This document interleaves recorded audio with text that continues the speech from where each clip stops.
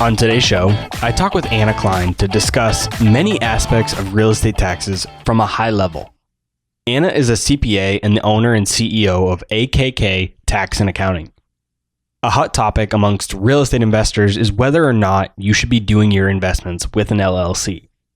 During this interview, we talked about that from a tax perspective rather than from a legal perspective, which is the perspective that a lot of guests give here on the show. And we also talk about possible scenarios on when someone should possibly have an LLC and when you might not want or need one. Ana, being a CPA and a real estate investor, she shared her thoughts regarding the common mistakes that people make in their investments from a tax perspective, things that investors don't do but should, and the importance of separating your business and personal expenses. We also dive into some misconceptions on what is the CPA's job versus what is our responsibility as investors, and much more. Before we get into the interview with Ana, I'm also going to share a quick writing I sent out as part of my newsletter that is related to taxes and house hacking and sort of just everything that we talk about in today's episode. So I hope you guys enjoy that piece as well. Now, without further delay, let's get into today's episode all about taxes with Ana Klein. Hey everyone, welcome back to the Real Estate 101 podcast. As always, I'm your host, Leonard, and today's guest, as I mentioned in the intro, is going to be Ana Klein. But before we get into the conversation with Ana, I want to share with you a short newsletter that I sent out last week. It was called What People Miss About House Hacking. And so the newsletter went on to say, house hacking is one of the most powerful real estate investing strategies there is. However, it seems most people only look at it for reducing their living costs, whether it be their rent or mortgage. While that is one of the main benefits, it's certainly not the only one. Some people call it landlording with training wheels, others call it landlording light. Whatever you call it, the point is that house hacking often allows you to start learning the ropes of being a landlord and owning rental properties as easy as possible. There are numerous other benefits of house hacking that are quite widely known, so we won't touch on them here. However, there is one piece of house hacking that I think is often overlooked: taxes. And please remember, I am not a CPA, nor am I a certified tax professional in any way. None of this is specific tax advice. If you have specific tax questions, please consult a tax advisor. I do have a great one that I use myself, so if you're looking for a recommendation, just let me know and I'm happy to give you his contact info. When I first got started house hacking, I certainly didn't realize what I'm about to explain. I'm on my third one now, so I know the ropes a bit better, but it did not start out this way. What most people are missing is that if you own a duplex, triplex, or fourplex as a house hack, the units you are not living in but are renting out are often treated as a traditional rental unit from a tax perspective. If you have repairs and maintenance on the units you're not living in, it can potentially be tax deductible. Where this becomes powerful, at least for me, is through things that are somewhat shared. Let's take landscaping as an example. I think it's safe to say that most people want the outside of their home to look nice. As someone who lives in the property, we'd likely pay for this regardless of whether or not we had to for rental purposes. However, using a duplex as an example, half of the cost of landscaping is sometimes tax deductible, since half is for one unit that is a rental. For me, recently, I had to buy a pressure washer to clean the siding on the outside of the building. Since I live in a duplex and half the building that was cleaned was for a rental unit, half of the cost of the pressure washer is tax deductible for me. I needed a lawnmower to mow the lawn. Half of it is also a tax write-off. If I decide I don't want to mow the lawn myself anymore and I hire someone to do it, half of that cost should be a tax write-off. Snowblower, half the cost is also a tax write-off. I think you see the point. I'm able to get a tax write-off for these items and have them for my own personal use if needed, as long as it is half used for the rental unit. The key takeaway from this newsletter is to remember that your rental units should be treated as a business, even if they are part of your house hack. Take advantage of the opportunities that presents. I hope you guys found that valuable. I hope you guys enjoyed it. I think it ties in well to the tax conversation that we're about to have with Ana. So I hope you guys really enjoyed that, and I hope you got some value from it. And I hope it really spark some thoughts that you maybe hadn't considered before in the past about house hacking, whether you're doing it already or you're considering doing it in the future. And now let's bring in Ana Klein to the show. Ana, thanks so much for joining me. Welcome to the show. Thanks, Robert. I'm so excited to be here. I appreciate it. Tell us a bit about your background and how you got to where you are today. Yeah, absolutely. So I didn't start being a real estate investor. I actually became a real estate CPA before I did investing, and I did the normal, went public, went to school, hated that. So I was like, okay, let me start my own firm. So I started my own firm. And at the beginning, I just took everybody that would come in the door, right? Because I'm trying to pay my bills. So whoever wants to give me their trust, I'll take them. And then eventually I started looking at clients' returns who were real estate investors who just fell on my lap. And I realized how little in taxes they were paying compared to my high net worth earners, such as doctors, attorneys. I'm like, there's something here. So I just started learning everything I could. I think like any other investor, bigger pockets. What's that book? Rich Dad, Poor Dad. Yes. And I was like, oh my gosh, this is insane. So then I'm like, I actually love this. I flipped a home without knowing that I was in real estate. So I kind of just fell into my lap and then I learned everything about it. And then I realized how amazing it was for tax purposes. So that's how I ended up being just loving real estate and just wanting to be the best real estate CPA. So it sounds like you were already a CPA, but not a real estate focused CPA. Then you found real estate and then became a real estate focused CPA? Yes. So I started my firm just being like a CPA. And then, like I said, the IRS code is just so geared towards small businesses and then real estate that I realized that I needed to find a niche. And this is exactly what I love. And I saw the potential. So that's exactly why I was like, let me just focus on real estate. When did you know you were ready to leave the corporate world and make the jump into becoming a full-time entrepreneur? I hate taking orders from people. So I always knew I was going to leave my 9 to 5. I hated being 9 to 5. And it's not even 9 to 5. It's 8 to 5 with a forced hour break. And I was like, I hate this. So I was in public accounting for 4 months. I didn't even make it a full tax season. And I remember they had happy hours after work. And I was like, I don't like you this much where I'm here 60 hours a week. And then I still have to go see you at happy hour. Like, no, y'all, like, I just want to go home with my family, my friends. And I was like, screw this. I'm going to start my own firm. And in 2016, I just went full on and I started my own firm.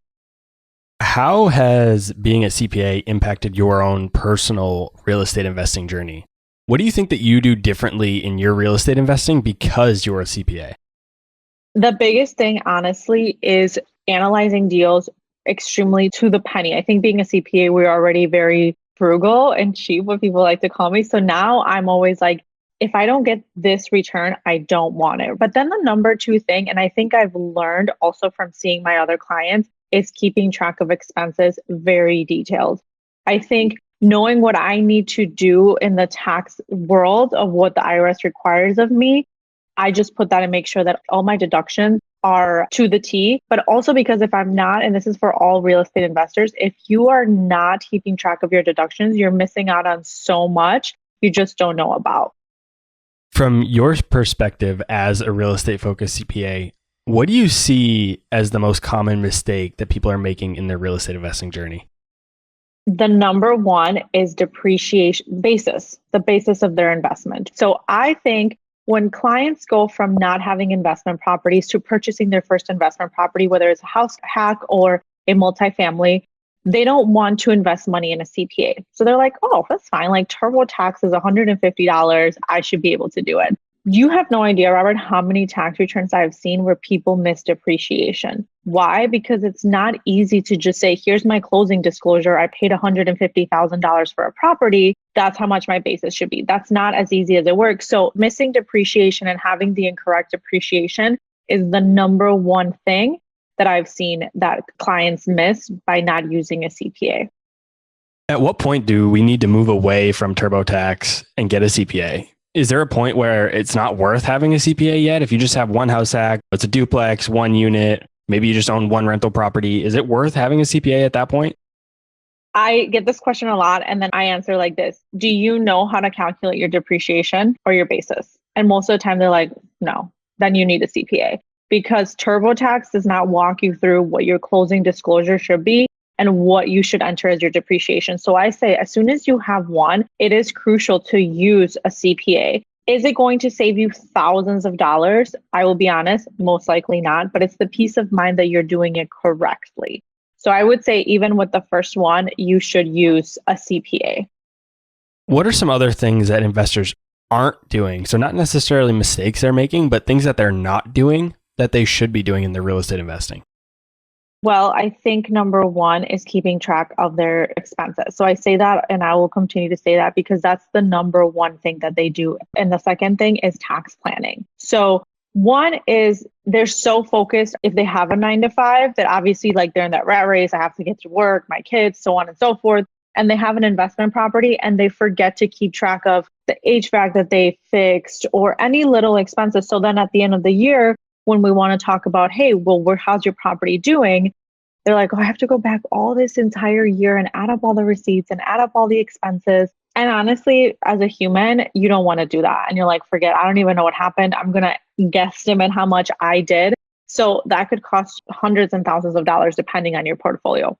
But the number two thing that I think people do is they don't do proper tax planning. And there's a difference between tax preparation and tax planning. So tax preparation is when you hand over all your receipts to your accountant and you say, here, tell me how much I owe. That's tax preparation. And at that point, there's very little that your CPA can do for you because it's too late. It's already March. I mean, I have clients right now who are still trying to get their taxes done. I'm like, yo, it's April 20th. Like, where have you been for the last year and a half? And they're upset if they owe taxes. And I am so honest that I'm like, well, that's your fault because you had an entire year to plan. And now you have this big tax liability and there's absolutely nothing I can do for you. So if you don't do proper tax planning, I think that's the number two thing that people don't do proper tax planning. And the tax planning is making sure that all your records are straight and you have good financials so that in the fourth quarter, when you go to your accountant, you're like, hey, here's my numbers. What can I do to minimize my tax liability next year? But if you're waiting till April to do your taxes and expect us to just like pull stuff out of my, you know what, just to make mad for you, like I can't do that. Like that's your fault. Yeah, this conversation we're having is actually quite timely for me because I've taken quite an interest in learning more about taxes myself recently. I bought the 2 Bigger Pockets tax books. They have one for beginners and they have a more advanced one. And then I also bought the book called Tax-Free Wealth from the Robert Kiyosaki series. I've only finished the Bigger Pockets beginner book and I'm partially through Tax-Free Wealth, but I've already learned a ton from those 2 books. And I want to talk about a few concepts from these books. And the first is writing off overhead expenses that many real estate investors miss. In the beginner tax book from Bigger Pockets, it says, as real estate investors, we are all very good at writing off real estate specific items such as mortgage interest, insurance premiums, property taxes, management fees, repairs, and maintenance. However, what most investors forget to write off are the overhead expenses that they incur because of their rental property. So, what are some of the overhead expenses that real estate investors commonly miss?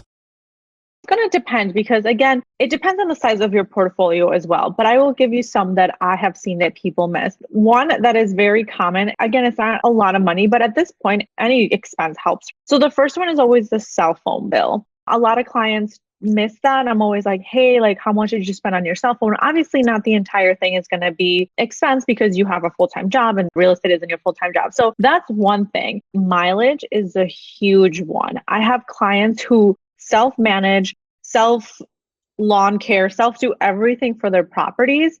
And maybe they're not as close, they're not down the block, right? So they don't track their mileage and that mileage adds up the entire year. If you really think about it, driving back and forth to your properties, going to Home Depot, going to Menards, going to wherever to get permits, whatever it is, tracking your mileage can really create a big deduction if you self-manage. If you're very passive, obviously that's not something that will be for you, but that's the number one thing. Another one is home office deduction. It's small, but at the same time, if you're self-managing or if you have an office or a designated office area in a room, I said designated room in your house, that will qualify for the home office deduction. Insurance is another one that sometimes clients, when they send over their profit and loss statement for their properties, they don't include. Insurance is another huge one.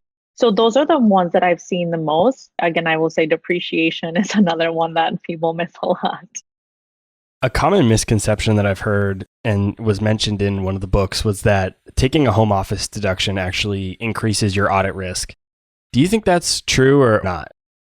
So when clients say, well, what if I get audited? Number one is if you have nothing to hide, why are you scared? So like, unless you're hiding millions and you work for the cartel, like you get audited, bring your receipts and you'll be fine. So don't worry about that. There isn't really a book or specific place on the IRS that says if you do X, Y, and Z, you will be audited. So no, the home office is not something I've seen. But again, if you do get audited and you're hiding nothing, it's just going to cost you a couple thousand with your CPA, but don't be afraid unless you're hiding something. Yeah, from what I read in the book was that basically maybe a decade or two ago, taking a home office deduction could have potentially raised a little bit of like a yellow flag for the IRS because back then, not as many people were working from home. Technology wasn't as what it is today. But with so many people working from home these days, it's just not really a red flag for the IRS anymore. So it's not really like an audit risk. Yeah, again, the home office deduction can be really small. It depends on the size of your home, right? If you live in a $5 million home, it's going to be a lot bigger. I will tell you what I have seen and what I have had my clients been audited and have represented them. Number one, meals and entertainment. 100%, we all know people abuse that to the max. So meals and entertainment is one. The second one is mileage. People just say, oh, I drove 12,000 miles. No way did you drive literally 12,000 miles in 1 year. And number three is the real estate professional status. Those are the three things that I have seen my clients get audited for, which make more sense than the home office deduction. Yeah, I would agree with that. One of my other key takeaways from these books so far, and you mentioned it, is to be proactive with taxes. The beginner book wrote, learning to think creatively and proactively about ways to minimize your taxes and how this applies to day-to-day things will help you keep more of your profit in your pocket rather than handing it over to the IRS. How do real estate investors act proactively about their taxes? What are some of the things that we should be doing before we buy certain things or just generally we should be doing throughout the year? This is such a great question because I say like 6 months ago, there was that big article about our prior president paying or getting money back. And allegedly, I really don't care about the political views. But I always tell people it's like, if you are paying into the IRS, like be mad at yourself because you're not playing the game. Like it's all your fault, right? You don't have a good CPA. You're not being proactive in doing this. The IRS Internal Revenue Code is there for you to play with. It's very hard, but there are so many ways to play the game. You just don't have someone in your corner that's going to help you play the game. So being proactive as a real estate investor means having an accountant who does tax planning, not just tax preparation. Again, it depends on your income again, because if you're 100% passive and you're over that 150,000 AGI, there's very little that can be done, but there's still things that can be done. So for example, let's say you are single, you just purchased a triplex, and at the end of the year, you have a big tax liability for whatever reason. So the tax planning would come in handy at the end of the year because maybe I say, hey, Robert, we should look into some expenses so that we decrease your liability. Is there anything that needs to be fixed in your triplex? You're like, well, I've been thinking about there's something wrong with the HVAC system. I don't want to replace the entire thing. So this is when I tell you, okay, let's take the position of being able to expense that repair, not capitalize it. There's so much information because if you go and replace the entire HVAC system of those 3 units, that's going to be a capital expenditure. But if it's just one, I would take the position of perhaps saying that's a repair because you're not altering the entire HVAC system. That could potentially lower your rental income, therefore lowering your taxable income. These are things that clients don't think it's necessary until April when I tell them they owe $5,000 or $10,000. One more interesting quote from the book, and you touched on it too. So it's interesting to hear that it was one of my takeaways from the book, and also you mentioned it. And the quote is, "We know that some of you may think what we have described is the job of your CPA or tax preparer, but that would be as incorrect as saying that your doctors take care of your body." I like this quote a lot because I've heard a lot of people say, well, that's my CPA's job. Where does that fine line end between what is expected of the CPA versus what we should be doing ourselves? I'm going to steal this quote and put it on my Instagram every single day so my followers see it. I've never heard this, but it's amazing because It's so true. When I have new clients come to me and say, hey, I'm leaving my CPA, I always ask why. Because if they made a mistake, I'm going to make a mistake, and any other CPA you go to is going to make a mistake. We're humans, that's going to happen. There's always three sides to the story, right? My clients, the CPA, and the truth. So when they say, well, my CPA didn't tell me that I needed to do this or X, Y, and Z, and I'm like, okay, well, did you schedule a strategy call with them at the end of the year? They're like, no, I just handed them my information on March and they told me I owed $10,000. And I was just upset that they wouldn't have told me what to do to decrease my tax liability. I'm like, I'm not your babysitter. I'm not here to call you and say, hey, Robert, so how's your year going? Is there anything I should do for you? Like I say, if you don't care, why should I care? I have other clients who are calling me saying, hey, I'm on my 15th property, Anna, like, what do I need to do? So this quote is perfect because unless we're working and you have a CPA on retainer every single month, do not expect your CPA, if you're a one-time client, to call you and see how you're doing and how your business is doing. That's not my job. One of the most hotly debated and common topics in real estate, LLCs to invest or no LLCs. From a tax perspective, give us a rundown of the different scenarios of when we may want an LLC versus when we might not, when it's needed, when it's not. Your questions are so great because I think there's so much bad advice out there that you need an LLC for every single property. Like that Oprah where it's like, everybody gets an LLC. Like, no, that's not true. So first of all, I will say disclaimer, I'm not an attorney. Don't take this as legal advice. For LLC purposes, it's all for liability purposes. Yes, there are ways to decrease your tax. There's ways to play the game with an LLC, but that's if you have a business. As a rental property, no. So what I recommend clients is always, number one, speak to an attorney. But if this is your first property, it's under your name, you barely have any equity in it, you don't need an LLC. It's really not going to protect you from anything. And I had an attorney tell me the other day, attorneys can get through LLCs all the time. However, I do think that once your portfolio increases and your equity is higher, you should create a barrier between you and your tenants, depending on the insurance that you have. Obviously, people have umbrella insurance. So you don't need an LLC. I guess this is a takeaway. You do not need an LLC to start investing, and your property does not need to be in an LLC in order for you to take that step to start investing. Definitely speak to an attorney because there are reasons why you need an LLC, but not everybody needs an LLC off the bat. How important is it for real estate investors to keep their business and personal expenses separate? We just talked about an LLC, and I've heard that not keeping them separate can actually invalidate an LLC's protection. So even if you go through getting an LLC because you feel like it's right, you pay the attorney fees, all of that, and then you make the mistake of not keeping your transactions separate, it could be invalidated. So how important is it to actually keep things really separate? So that's exactly the right thing to say, because I've seen clients who get 20,000 LLCs and then their books are a mess. They mix personal and business expenses. And essentially what you're doing, it's in the legal world, it's called piercing the corporate veil. If you get an LLC through LegalZoom, I don't think it gives you an operating agreement, which now, if you have an LLC, you should have an operating agreement. If you have an S Corp, you should also have who's on your board of directors.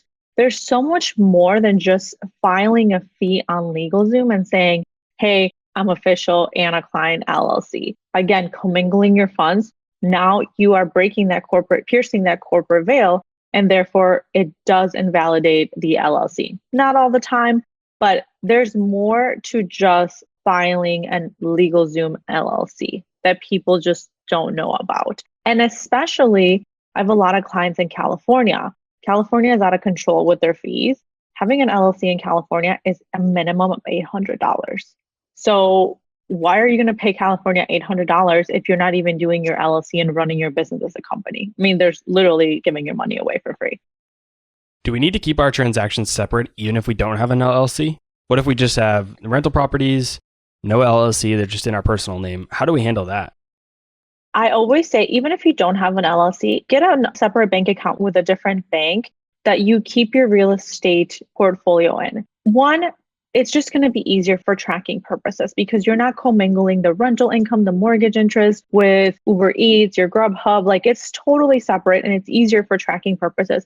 Also, for an audit, it's just really making it easier for the taxpayer to keep things separate.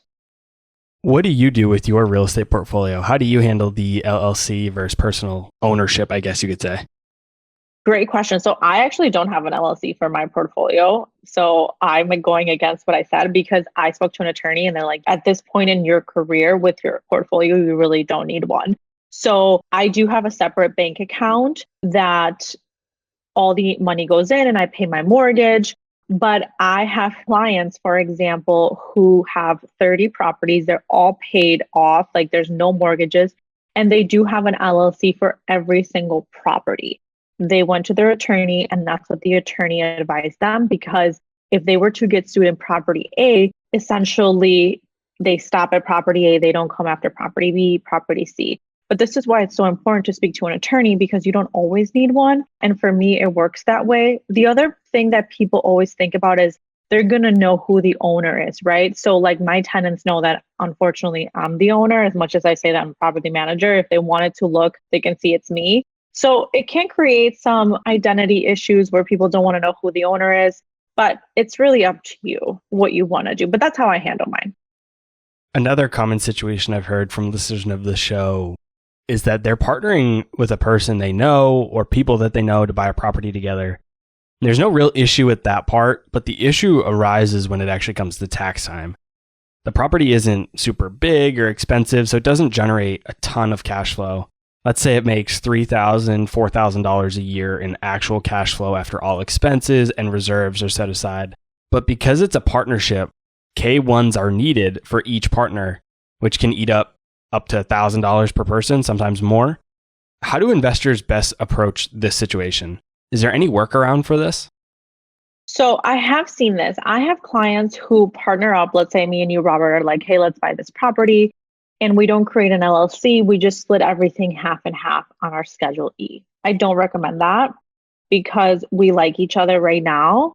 But what happens if you get married and your spouse doesn't like me and wants to kick me out of the partnership once half of there is so much unknown and risk if we don't have anything in paper. So I understand where you're coming from. Let's say you only cash flow 1,000, and what I've seen from good CPAs, a partnership return on the cheap side are 1,500 minimum. So now you're really left with nothing, right? So I guess at this point, when you do your accounting and your analysis for properties, people forget to add CPA and attorney fees. All they add is, the water, the utilities, the interest. Okay, but you need to have our tax return. So I guess in your example, it kind of sucks that they'll have no money left over.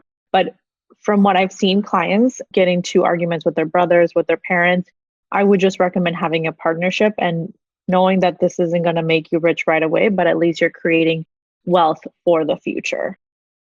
When you think back on your life, whether it be personally or investing related, taxes, business, investing, what piece of advice have you received that has really had an impact on you and you continue to use it and think of it to this day?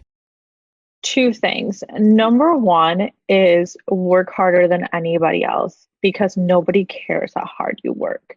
I think I was born and raised in Mexico. So coming here and living the American dream is something that I don't ever forget, that as long as you work and don't make excuses, you can make an amazing life for you.